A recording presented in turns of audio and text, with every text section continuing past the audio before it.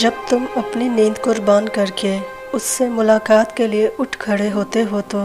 وہ تم سے پہلے ملاقات کی اس جگہ پر موجود ہوتا ہے اور فرشتوں کو حکم دیتا ہے کہ انتظام کرو شکر کے صلے کا، تیار رکھو کن فیکون کا تحفہ۔ پھر فرشتے پوچھتے ہیں یا اللہ آج ایسا کون سا مہمان آ رہا ہے؟ تو اللہ رشک کرتا ہے اس جواب پہ اور فرماتا ہے میرا ایک بندہ تھک گیا ہے، سو وہ آج مجھ سے ملنے آ رہا ہے، مجھ سے صلح کرنے آ رہا ہے، ساری تھکاوٹوں کو دور کرنے آ رہا ہے، مجھے منانے آ رہا ہے اور میری رضا میں راضی ہونے کے لیے آ رہا ہے، سننے اور سنانے کے لیے آ رہا ہے۔ پھر وہ یہ نہیں کہتا کہ اب آئے ہو تو میری بات کرو، میری بات سنو، وہ تو کہتا ہے اپنی غرض کی بات کرو، میری چھوڑو، اپنی محبت کی داستان سناؤ، میں کب کب پکارتا رہا وہ چھوڑو، تم یہ بتاؤ کہ کب کب میں نے تمہاری پکار کا جواب نہیں دیا۔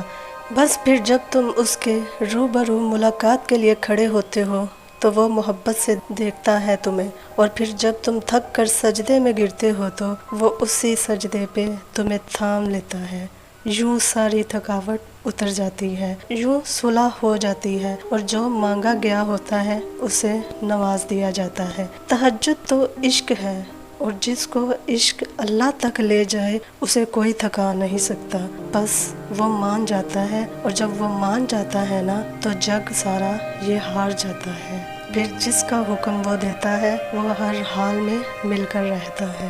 جب تمہیں لگے کہ اب نہ آگے بڑھ سکتے ہو اور نہ واپس پلٹ سکتے ہو تو اللہ کی جانب بھاگ جانا،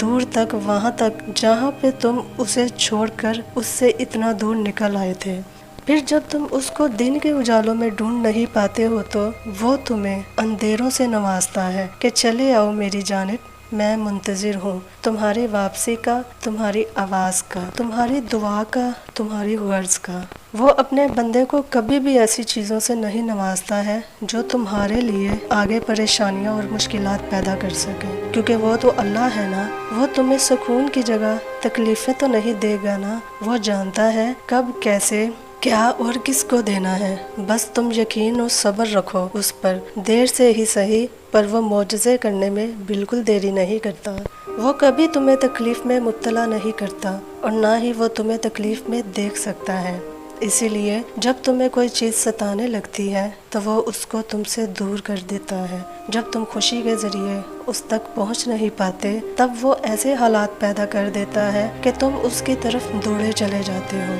تمہیں بھلے اس سے محبت نہ ہو مگر اس کو تم سے اتنی محبت ہے کہ وہ تمہیں خود سے دور جاتا ہوا نہیں دیکھ سکتا۔ دعا تو امید سے معجزوں تک کا سفر ہے۔ بہت سی مرتبہ فرض نماز اس لیے ادا کرتے ہیں تاکہ مسجد میں کسی سے ملاقات ہو جائے اور اس سے چند باتیں ہو جائیں، جبکہ تہجد کی نماز اس لیے ادا کرتے ہیں تاکہ اللہ سے بات چیت کے لیے تعلق بنایا جائے، اس سے باتیں کی جائیں اور اپنی تکالیف اور سوالات کو اس کے سامنے رکھا جائے۔ فرض نماز کی دعا بعض مرتبہ ہی قبول ہوتی ہے، جبکہ تہجد کی نماز کا تو اللہ نے اپنے بندوں سے قبولیت کا وعدہ فرما رکھا ہے۔ آخر میں تہجد کی نماز کی توفیق اسی کو ہوتی ہے جو اللہ کے بہت قریب ہوتا ہے۔ اللہ کو چھوڑ دو گے تو کوئی چیز ہاتھ نہیں آئے گی، جہاں اتنا صبر کیا ہے وہاں تھوڑا صبر اور سہی، پھر دیکھو جو اب تک تمہارے نصیب کا حصہ نہیں تھا وہ بھی تم تک پہنچا دیا جائے گا۔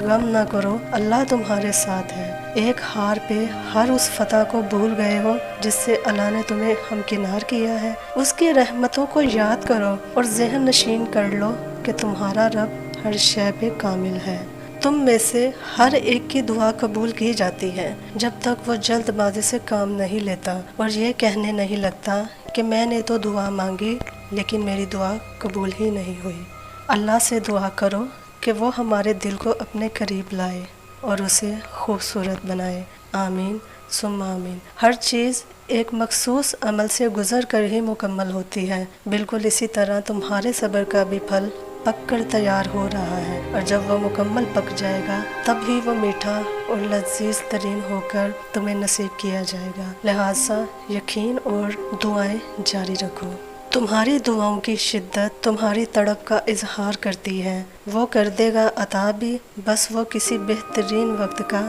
انتظار کرتی ہیں۔ دعا ہے کہ اللہ پاک آپ سب کو اپنے حفظ و امان میں رکھے، خیر و عافیت سے رکھے۔ ہماری ویڈیو کو لائک اینڈ شیئر کریں، چینل کو سبسکرائب کریں۔ ملتے ہیں نیکسٹ اسی طرح کے خوبصورت ویڈیو کے ساتھ۔ دعاؤں میں یاد رکھیے گا۔ اللہ نگہبان۔